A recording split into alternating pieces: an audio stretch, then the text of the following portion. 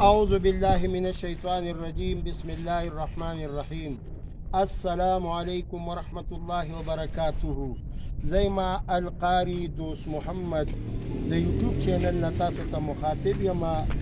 زه نن د چواګوجرو په دوره بیا راوتیم او مسلمانانو ورونو دا ټول سه باچا دا مسجد دا جوړ کړی او په دې کې به موږ مسلمانانو ټول او نن تاسو د دې مسجد تعمیر لږ وګورئ چې دا تعمیر په کومو حالاتو کې دی، آیا جوړ دی نوی دی که نه راپرېوځي.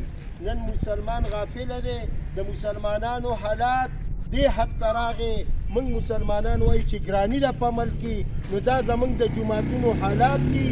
تاسو جومات وګورئ په دې علاقه کې چواګوجرو په روډ باندې چې پخوا دا جي ټي روډ او په دې کې دا مسجد دا پروت دی د شیرشاه سوري بادشاه دا تعمیر کړی. اوس هم دا مسجد کامیابیږي، خو که مسلمانان را بیدار شول او مسلمانان ځان کې قوت او طاقت او د دین جذبه دې قوم ته موښئ او الله ته مو چې یا الله موږ ستا بندګان یو او دا ستا کور به موږ آبادو.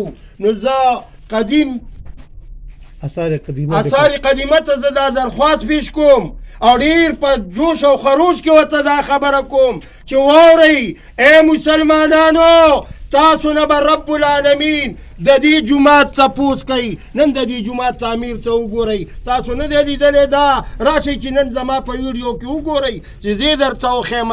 تاسو خو وایئ چې موږ دا کړي دي او موږ دا کړي دي، نو د الله کور دا آباد کوي. والسلام.